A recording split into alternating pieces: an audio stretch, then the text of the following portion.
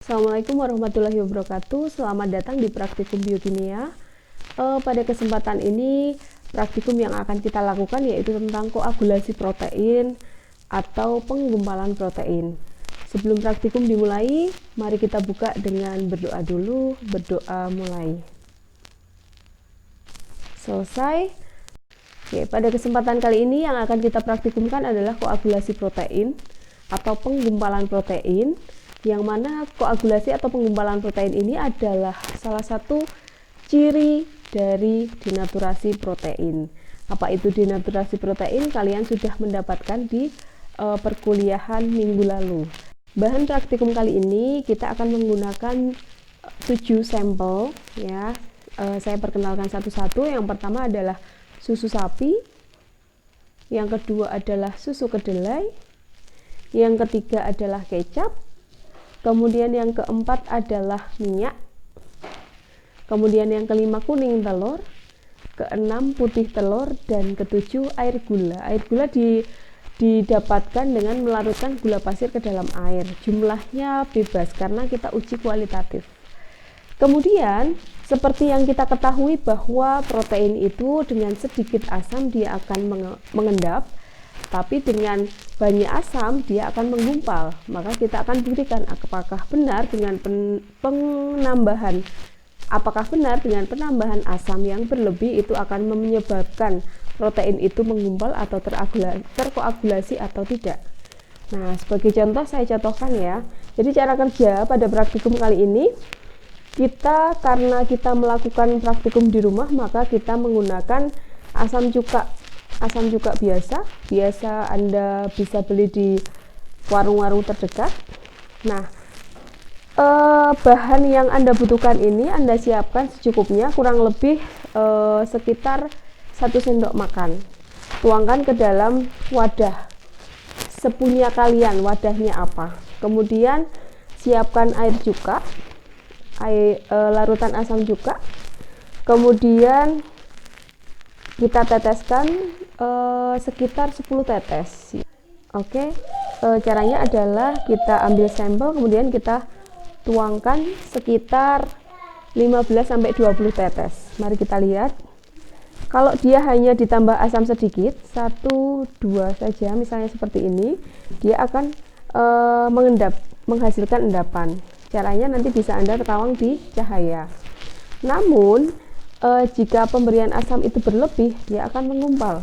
Contoh, kita tambahkan lagi, tadi sudah 2, 3, 4, 5, 6, 7, 8, 9, 10 sudah terlihat gumpalannya. 11, 12, 13, 14, 15, 16, 17, 18, 19, 20. Oke. Anda lihat ada gumpalannya ya di sini. Terlihat sekali. Jika kita menambahkan lebih banyak lagi, maka gumpalannya akan lebih terlihat lagi. Dengan demikian, karena di sampel ini yang saya contohkan adalah susu kedelai, itu dengan penambahan asam cuka, larutan asam cuka berlebih itu menghasilkan gumpalan, berarti di reaksi ini Anda tulis hasilnya positif, menghasilkan gumpalan atau koagulan. Begitu. Kemudian cara yang sama silahkan dilakukan untuk sampel yang selanjutnya. Jadi untuk ke-6 sampel yang lainnya silahkan juga dilakukan cara yang sama. Jadi kuncinya adalah asam cuka yang Anda berikan harus berlebih. Jika sedikit menambahkan asam, jika larutan tersebut merupakan protein, maka dia akan menghasilkan endapan. Tetapi jika larutan tersebut mengandung protein, tetapi diberikan asam cuka yang berlebih, maka dia akan menghasilkan koagulan atau gumpalan. Baik, di sini di antara yang lainnya itu ada satu jenis sampel, yaitu sampel minyak. Yang kita ketahui minyak itu contoh dari lipid ya, bukan protein. Dia termasuk biomolekul lipid tapi bukan protein. Mari kita lihat dengan penambahan asam apakah dia menghasilkan gumpalan atau tidak. Kita cek saja, kita tambahkan sedikit dulu. Oke, kita bisa terawang. Ya, berbeda dengan tadi ketika kita tambahkan pada susu, coba kita berikan asam berlebih di sini. Oke. Kita lihat lagi apakah terjadi koagulan. Tidak. Kenapa demikian? Karena sampel minyak ini tidak mengandung protein, melainkan dia mengandung biomolekul berupa lipid. Jadi hasilnya berbeda. Coba bisa dibandingkan antara yang positif mengalami koagulasi atau menggumpal dengan yang negatif atau tidak mengalami penggumpalan. Oke, baik. Tadi itu adalah asistensi praktikum untuk koagulasi dengan menggunakan asam cuka atau larutan asam cuka. Kita akan melanjutkan ke praktikum berikutnya. Oke, baik. Sekarang kita akan melanjutkan ke uji penggumpalan atau koagulasi protein bagian kedua. Setelah sebelumnya kalian praktikum dengan penambahan asam lebih untuk menghasilkan protein, untuk mengidentifikasi bahwa suatu protein itu mengalami koagulasi, maka di praktikum kedua ini kita akan menguji bahwa jika dalam suatu bahan itu mengandung protein, maka ketika dia dipanaskan dia akan mengalami koagulasi atau penggumpalan. Nah, caranya adalah kita panaskan air ya, karena kita praktikum di rumah jadi tidak bisa menggunakan hot plate, jadi kita pakai kompor biasa, kemudian kita merebus air sampai mendidih.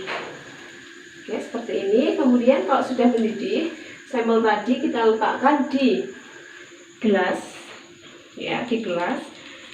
Ini saya contohkan putih telur ya, jadi semua sampelnya diujikan hal yang sama.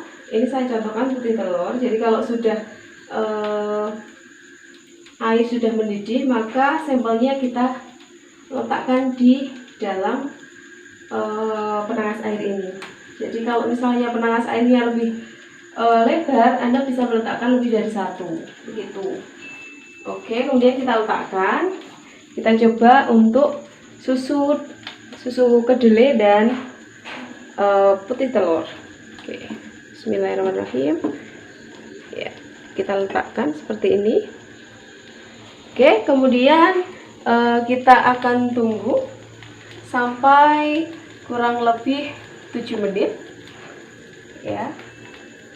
Kita akan tunggu sampai kurang lebih 7 menit. Kemudian setelah 7 menit nanti kita lihat hasilnya ada gumpalan atau terkoagulasi atau tidak. Jadi kalau dia menghasilkan gumpalan berarti positif, kalau tidak menghasilkan berarti negatif. Nah, nanti di pembahasan Anda bisa menyampaikan bahwa yang positif itu berarti dia mengandung jadi sampel itu mempunyai protein, dan proteinnya oleh pemanasan itu akan terdinaturasi sehingga akan menghasilkan koagulan atau penggumpalan. Mari kita tunggu dulu sampai 7 menit.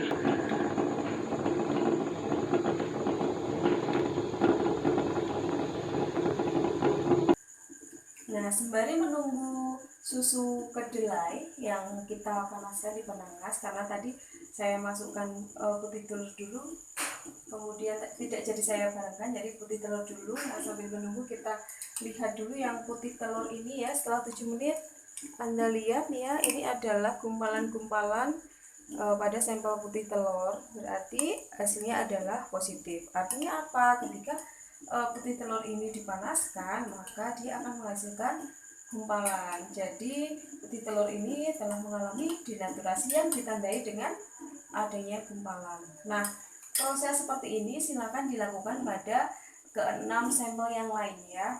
Jadi nanti dilihat apakah hasilnya positif atau negatif.